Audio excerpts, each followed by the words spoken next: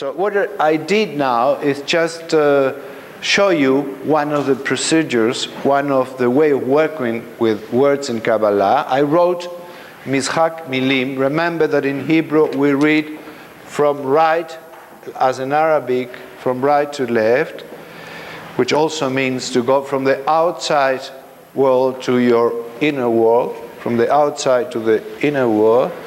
And I wrote two special Hebrew words. Mishak means game, playing with, and milim, it's words. So in a sense, Kabbalah can be considered or looked at as a playing with words issue. With the difference is that whenever you play with words in a profane way, you only playing with sounds. In this case, you play also with meanings. And all the meanings you draw out of it are connected, interconnected. And this is a fascinating thing about Kabbalah.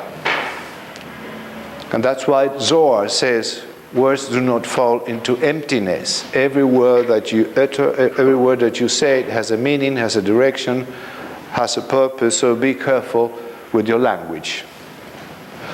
So what I did is just open it as a fan, each word, and find different possible combinations.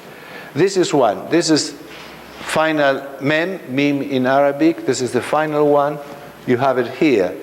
This is kuf. You have it here. This is the main word we start with. I just put some numbers, but these numbers could be read in a different direction as well. This is the first. This is the second. I start explaining the first one.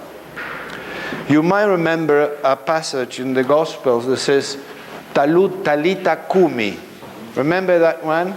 Talita was a character who happened to be or sick or dead, and Jesus said, Peter said, Talita Kumi, which means Talita rise, Talita be awake if you are asleep or if you are sick. Talita Tal in Hebrew means dew. Talita means my little dew. Kum, it's rise up, just get up yourself, but also means resurrection.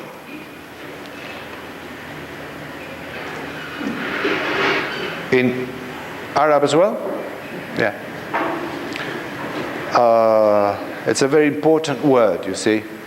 That's why Adam Kadmon, which means the Eastern man, the man who was created in the eastern side of the world, is related to the fact that there the sun rises. So it's the man whose birth took place in the east side of the world.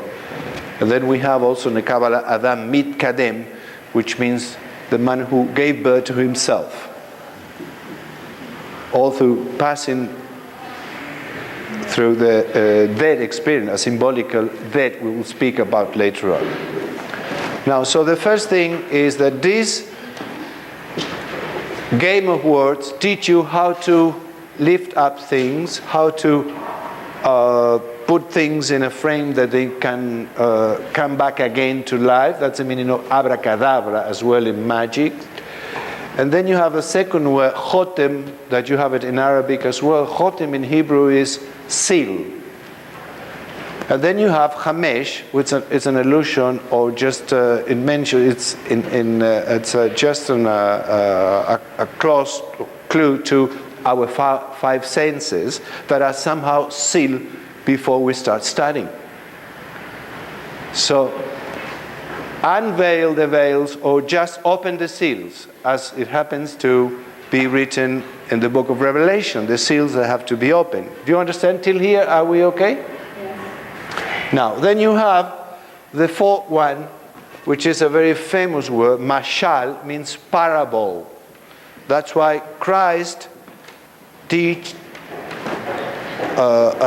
taught to his disciples using the method of parable. Parable is an indirect way of explaining things, and you see it in Buddhism, you see it in Sufism, anywhere, because perhaps that method is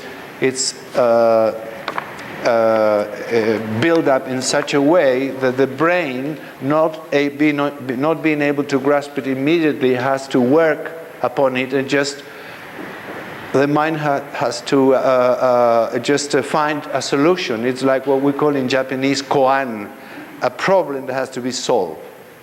So mashal are parables, literally, but it's an entire book of the Bible called Mishlei, which is translated in modern Western world as Proverbs, the book of Proverbs. But the Proverbs is not a good translation. It's better the book of parables. So once you learn how to lift up the seals of your senses, open your senses through parables, life, a new life, comes into your brain. So you have already the first Kabbalistic constellation. Imagine the words are stars, and the connection between words is a constellation. Stars are visible, constellations are imaginary.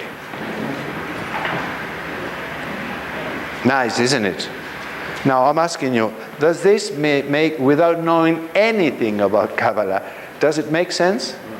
Yes. Of course you have to trust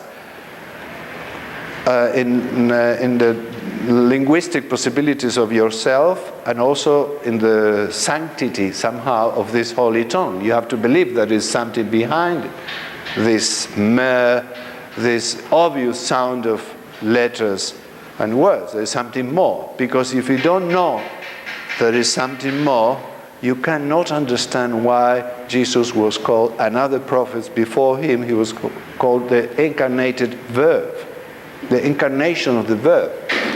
To incarnate the verb means that you live all the experience of playing with words in a sense that it just it grows within you a new perception of reality. It opens your mind. Really, it opens your mind, and we'll see it later on. Okay? Say the flow again, as you just did. Yeah. You open. First of all, knowing a little bit of this game, the elements of this game being 32 parts of wisdom, as they are called in the Sefer Yetzirah, 22 letters and 10 numbers. Why 30 parts of wisdom? Because you write the Bible is written with 22 Hebrew letters, and the versicles are from 1 to 10. 11 is 10 plus 1, right? So you have 10 commandments, 10 sefirot, etc. So this is 32. Besides that, the first letter of the Hebrew Bible is Bet, which is 2, and the last one is Lamed, which is 30. But it's interesting enough, this is something the Kabbalah teachers said as well, the Torah, you have the scrolls, the first letter would be Bet, and the last letter will be Lamed. Okay? I'm talking about the book of Kings, or perhaps one of the last books of the Hebrew Bible. Not talking about New Testament or extra pseudo, what is called literature of wisdom, you know, like Kohelet or the book of or Song of Songs, or not just the Hebrew Bible. Now, since we read from here to here, we could make up a word with the first letter and the last letter, and that will give us the word Baal. Baal means what Ibn Arabi said, no, means no. So, in a way, to read the Bible as everybody reads it, it's no. You don't have to read it that way. You have to read it this way. And this way is Lev, which means heart, which means 32 parts of wisdom. This is 30 and this is 2. Isn't it fantastic? I mean, if you want fresh water, go to the source. And in order to go to the source, you have to undo the way the river does. The river goes from top of the mountain to the sea. So you have to go to the sea to the top of the mountain. You understand? Yes, to the source. fascinating, isn't it? Which it doesn't mean that you don't read this way, but this way will be the exoterical way, and this way will be the esoterical way. That's what we call in Hebrew, this second way we call it l'achzor betshuvah. Teshuvah means response, means to answer. Yeah? God or the Spirit asks something within you, and you have to answer that question. And the answer is the quest.